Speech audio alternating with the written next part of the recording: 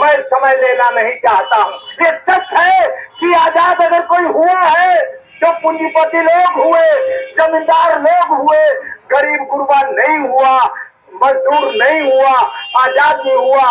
तो कागजी संविधान के आधार पर संवैधानिक कुछ अधिकार मिले, वो भी एक सफेद काला चादर के रूप में। कुल मिला के अभी बहुत सारे अधूरे काम बाकी है। जनवादी क्रांति के बहुत सारे काम करने हैं और इस ढंग से राजनीति ढंग से समझे। ये जो वोट से चुनाव से बदलाव का भ्रम छोड़े, इनकलाब से नाता जोड़े, ये डीएम साहब को, ये सम्राट चौधरी को, ये नरेंद्र मोदी को अपना मालिक कभी मत समझिए। जो लेने वाला होता है, हम देने वाले हैं।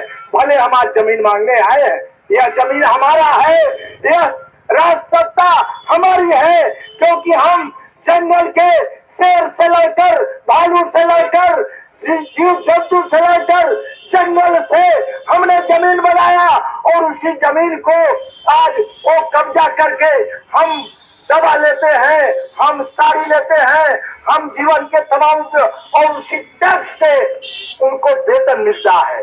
और हमारे वेतन पर चलने वाले, हमारे वेतन पर पलने वाले को हम अगर मालिक मान लेंगे तो हम कहीं न कहीं मानसिक गुलामी के शिकार होंगे। आज ऐसे ही बात है, हम अपने प्रखंड में देखे हैं कि जो सफाई कर्मी है, नया एक सफाई कर्मी का काम शुरू हुआ है। हर पंचायत में वार्ड को भी हर वार्ड में एक सफाई कर्मी है जिसको मात्र 100 रुपया मिलता है रोज, यानी 3000, और उसमें भी 2500 मिलता है, 500 ब्लॉक के दलाल से लेकर। हो सकता है कहां तक जाता है, यह मुझे ज्यादा समय नहीं है। अगर देखेंगे तो मेरे यहाँ भी नगर पंचायत है, नगर पंचायत में भी एनजीओ के माध्यम से और बड़े दलालों के माध्यम से जिस ढंग से उनकी मजदूरी लूटी जाती है, लड़ाई लड़नी होगी। हम लड़ रहे हैं, लड़ेंगे, फिर आते हैं आपके मुद्दे पर। देखिए हमारे यहाँ भी बहुत सारे जो किसान आंदोलन मगध में चले थे, जो मध्य बिहार में चले थे, हम बहुत थे, माली गड़बड़ हुआ, आम गड़बड़ हुआ और सरकारी सिलीगढ़ से फाजिल जमीन सरकारी, यह नारा था। जो जमीन सरकारी है वो जमीन हमारी है, भूमिहीनों का नारा था।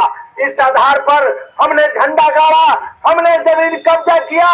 सरकार ने बहुत जगह पर्चा दिया, जिसका एक दरियापुर गांव है जहां पर्चा दिया गया।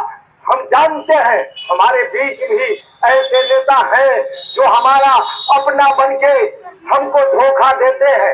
अंत में उस जमीन पर भी वहां के भूमिहीन लड़ रहा है, पर्चा उसके पास भूमि माफिया से और सब साथ काट करके बेच देता है।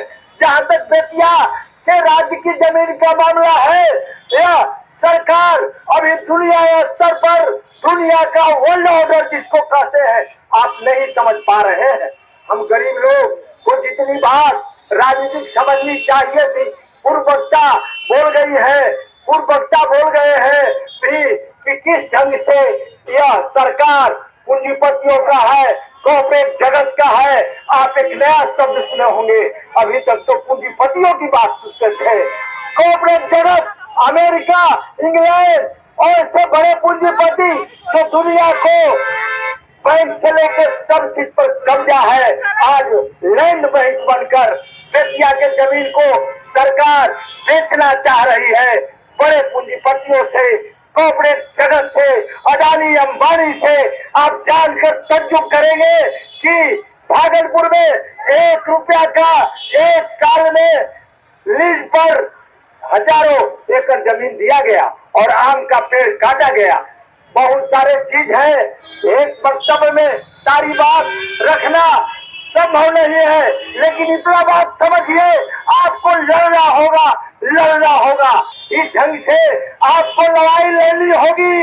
इन्हीं लड़ाई के वोट से आप अपनी मांग हासिल नहीं कर सकते हैं।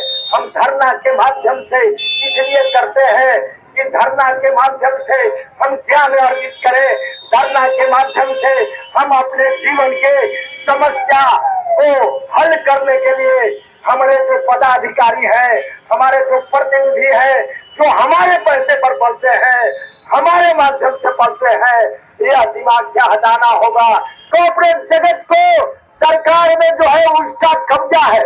सम्राट चौधरी ही हाल में बोले हैं, हरियर गमछी वाले को मैं पकड़ लूंगा, मेरे पास कैमरा है, धमकी देते हैं।